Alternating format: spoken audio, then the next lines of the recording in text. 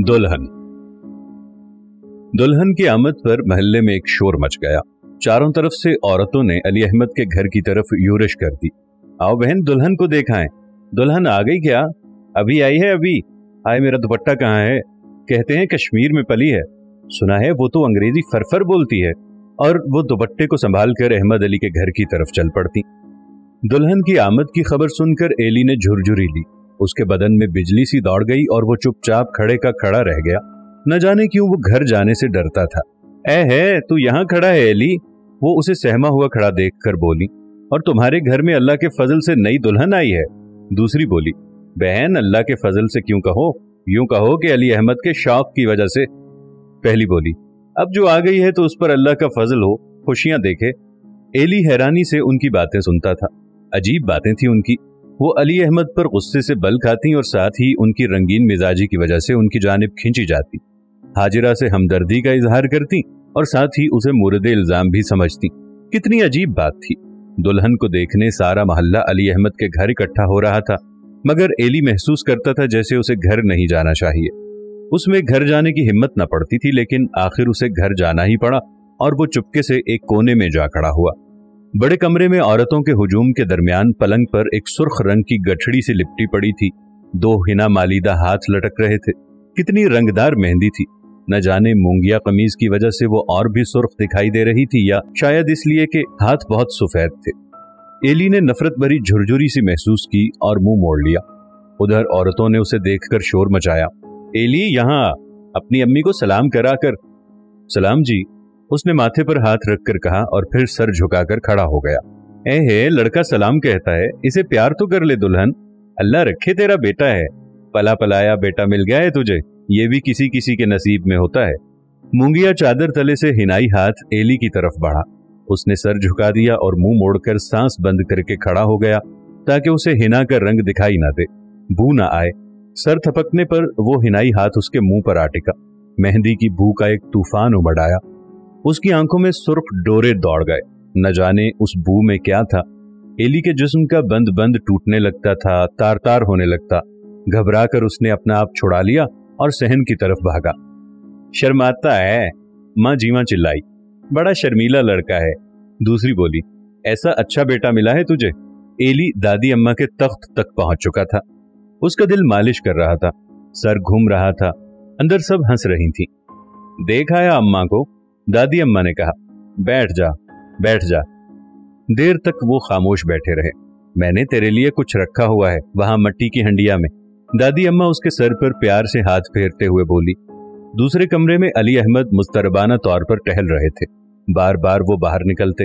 माई जीवा, तुझ पर तो फिर से जवानी आ रही है। हल्दी का बर्तन खाती है क्या? शर्म कर अली अहमद। माई जीवा हंसती। शर्म कर, लेकिन उसके अंदाज से जाहिर होता जैसे उसकी बेशर्मी पर बेहद मसरूर हो। चाची हाजा चिल्लाती, ले आ गया तेरा कश्मीर का सेब। तुझे मुबारक हो अली अहमद। क्या चाची? वो जवाब में पूछते। खसारे का सौदा तो नहीं किया हमने। वो मुस्कुरा कर कहती, अली अहमद, पहले तू हमेशा मट्टी पर गिरा करता था, अब की बार तू जीत गया है। पसंद है तुम्हें चाची? अच्छी है, अपनी लड़कियों की तरह ही है बेचारी। नाक नक्शा बुरा नहीं, रंग सफेद है। आंखें काली तो हैं पर जरा खुली खुली हैं। बहरहाल नाक नक्शा बुरा नहीं, तेरे नाक नक्शे की तरह है क्या? अली अहमद ने मुस्कुराकर पूछा। चल दफा हो मुंह काला। क्यों चाची, मैं क्या बात कहता हूँ? चाची हंसे जा रही थी। खाने से फारिग होकर एली फिर दुल्हन के कमरे में जा दाखिल हुआ और चोरी चोरी उसे देखने लगा। सफेद जिस्म से चारपाई भरी हुई थी। उसे सफेद रंग बहुत प्यारा लगता था और अनजाने में वो भरे जिस्म को देखकर बहुत खुश होता था। औरतें एक एक करके चली गईं। फिर वो दुल्हन के पास जा बैठा। दफतन दुपट्टे में हरकत हुई और एक बड़ा सा सफेद मुंह नंगा हो गया और चोरी चोरी उसकी तरफ देखने लगा। हाय, उसे ऐसा महसूस हुआ जैसे किसी ने उसकी उम्मीदों के आलीशान महल को पांव की ठोकर से चूर चूर कर दिया हो। दुल्हन की आंखों में फर्क था और उसका चेहरा खाली वर्क की तरह सरासर कोरा था। एली ने महसूस किया जैसे उसे धोखा दिया गया हो, जैसे उसकी तवक्कुआत को ठुकराया गया हो। उसे जानबूझकर गलतफहमी में मुब्तला रखने से अली अहमद का कोई खास मकसद होगा। गुस्से से उसकी कनपट्टियां बजने लगती और वो भागा, दूर दूर, दुल्हन से दूर, इस जीते जागते धोखे से दूर। बाहर सहन में पहुंचकर उसकी आंखों से आंसू निकल आए। कई दिन तो इस सदमे की वजह से वो सख्त उदास रहा। फिर उसने अपने आप को महल्ले की जिंदगी में खो दिया ताकि घर के वाकयात को दिल से भुलाकर अपनी खुशी को महफूज कर सके।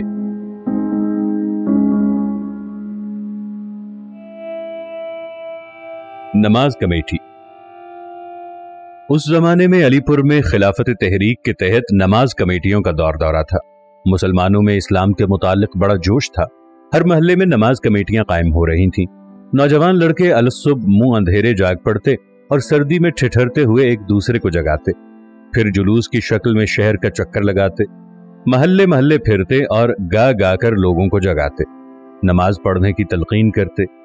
लड़कों को नमाज पढ़ने से इस कदर दिलचस्पी न थी, अलबत्ता इकट्ठे होकर गाते हुए जगह जगह जाना, मुजाहिदाना अंदाज से घूमना और मुजाहिदाना शान से ललकार ललकार कर गाना, या गाजी मुस्तफ़ा पाशा कमाल की शान में कसीदे पढ़ना और अमानुल्लाह खान के गुन गाना और अली बरादरान को सराहना। एली को यह शगल बेहद पसंद आया। क्यों ना पसंद आता। महल्ले के जवान इस बात में शान इम्तियाज समझते थे। जब वो बाहर निकलते तो उनका अंदाज अजीब होता, जैसे हीरो हों, जैसे मुस्तफ़ा पाशा का गीत गाने वाले खुद मुस्तफ़ा कमाल हों, जिन्होंने जमाने की निगाहों से बचने के लिए भेस बदल रखा हो। इस शगल में सभी शरीक होते थे, रफीक, आजम, गुलाम अली, जिया और सफदर। लेकिन सफदर और गुलाम अली की हैसियत सिर्फ मुंतजिमान की सी थी। वो सुबह जागते, लालटेनों का इंतजाम करते, उन्हें जलाते, फिर नातों की कॉपियां निकालकर गीतों की धुनें कायम करते और बिलाखिर छोटे लड़कों को गाने का काम सौंप कर खुद सिगरेट सुलगाकर जुलूस के साथ चल पड़ते। बड़े लड़कों में सिर्फ आजम था जो इंतजामात करने के अलावा गाने में भी पेश था। एली आजम को देखकर फख्र से फूले न समाता। उसका लय, गाने का अंदाज, गर्दन उठाकर चलने की आदत और गाते हुए इधर उधर देखने का अंदाज एली को बेहद जाजिब मालूम होते थे। उसके गले में या कंधों पर एक शान बेनियाजी से रूमाल पड़ा होता था जिस पर कंबल बड़ी शान से लटकता, और फिर गाते हुए उसकी गर्दन का जाविया किस कदर खूबसूरत मालूम होता था। एली का जी चाहता कि वो भी आजम की तरह बेनियाजी से चले और शान इस्तगना से गाए और उसका कंबल भी वैसे ही लटके, लेकिन सर्दी की वजह से वो कंबल में ठिठुरता हुआ चलता और गाते हुए उसकी गर्दन फूल जाती और आवाज चीखती और कनपट्टियां दर्द करने लगती। एली की आवाज तो बहुत बुलंद थी, लेकिन उसके गाने में मिठास न थी। आमतौर पर वो आवाज बहुत ऊंची निकालता और इब्तदा ही में ऐसा सुर कायम कर लेता जिसे निभाना मुश्किल हो जाता। फिर वो सब इसरार करके उसे गाने वालों के ग्रुप का सरदार बना देते। ये बहुत बड़ा इम्तियाज था। इसी इम्तियाज की वजह से वो बहुत सवेरे जागता और बाहर निकल जाता कि कहीं कमेटी के लिए लेट ना हो जाए। अलीपुर में जब वो जुलूस की सूरत में चलते तो बंद खिड़कियां खुल जाती, छतों से खुमार आलूद चेहरे झांकते, मुडेरों से अंगड़ाई लेते हुए बाजू दिखाई देते। बड़े लड़के सिगरेट के कश ले लेकर खिड़कियों, मुडेरों और चकों की तरफ देख देख कर मुस्कुराते और साथ ही टोली को हिदायत देते रहते। दरीचों से महीन आवाजें सुनाई देती, आकर देखो तो नमाज कमेटी वाले हैं, देख तो।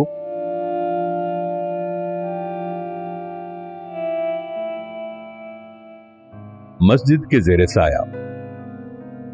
दोपहर के वक्त वो अर्जुमंद के यहां चला जाता और वो दोनों एंकरंडी मां बाओं के तमाम सामान से लैस होकर कुएं के करीब जाकर खड़े होते और हर आती जाती लड़की पर एंकरा बेंडी चलाते।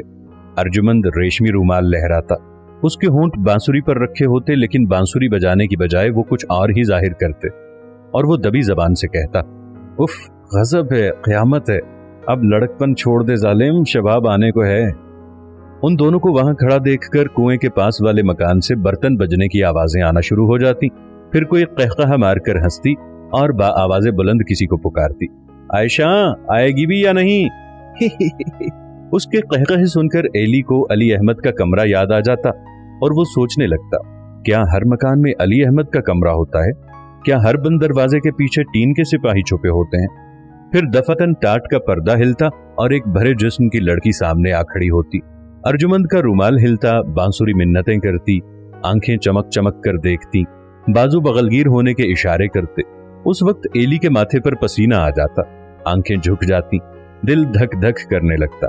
कोई आ निकलता तो वो इस अंदाज से इधर उधर देखने लगता जैसे किसी और काम में मसरूफ हो, जैसे उसे अर्जुमंद से कोई ताल्लुक ना हो, जैसे वो राह चलते चलते रुक गया हो और टाट के पर्दे से मुस्कुराती हुई नौजवान लड़की की मौजूदगी का उसे कतई इल्म ना हो, जैसे वो एंकरंडी में बाओं के अमल से कतई नावाकिफ हो। उधर अर्जुमंद का रेशमी रूमाल उसकी गर्दन पर आ गिरता, बांसुरी का जाविया बदल वो यूं आसमान की तरफ देखने लगता जैसे अल्लाह से लो लगाकर उसकी हम्दो सना में कोई धुन बजा रहा हो। इसके बावजूद आते जाते शुकूक भरी निगाहों से उन्हें देखते और फिर मुस्कुराकर आगे निकल जाते। उनके जाने के बाद टाट के पर्दे की ओर से छुपी हुई लड़की का बाजू या आंख फिर से बाहर निकल आती और अर्जुमंद का रूमाल फिर से लहराने लगता। एली का दिल फिर से धड़कने लगता और उसकी पेशानी फिर से पसीने में भीग जाती। इस खतरनाक खेल में वो ज्यादा देर मशगूल न रह सकते थे, इसलिए कि आते जाते लोग उन्हें वहां इस तौर खड़े देखकर घूरते थे। शायद खतरनाक होने ही की वजह से ये खेल उनके लिए बेहद दिलचस्प था। हालांकि एली को कभी इतनी मोहलत ही न मिली कि वो टाट से झांकते हुए चेहरे को नजर भर कर देख सके। वो सिर्फ यही जानता था कि वो बड़ा सा चेहरा सफेद सफेद है और वो बाहें मखमली गोश्त से लबालब भरी हैं और वो आंखें बेहद काली और शौक हैं। फिर वो दोनों कुएं को छोड़कर पुरानी हवेली के मैदान में आ खड़े होते।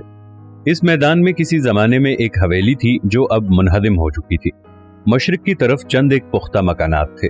शिमाल की समत में एक गली निकल गई थी जिसमें दूर तक कच्चे मकानात बने हुए थे। गली आसफी महल्ले से ताल्लुक न रखती थी। कहा जाता था कि पुराने जमाने में आसफियों का कामकाज करने वाले कम्मी ये गली उन्हीं की थी, अगरचे अब इसकी मजलिसी हैसियत आसफियों से किसी सूरत कम न थी। पुरानी हवेली के मैदान के परे मशरिक में शेखों के चंद एक मकानात थे।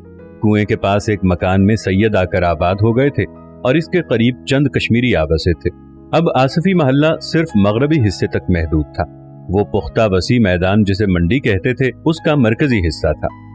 आसफी लड़के आमतौर पर इस मरकजी हिस्से में खेलने से घबराया करते थे, क्योंकि वहां खेलने से उन्हें महल्ले की औरतों की निगाहों तले रहना पड़ता था और वो बात बात पर एतराज करती।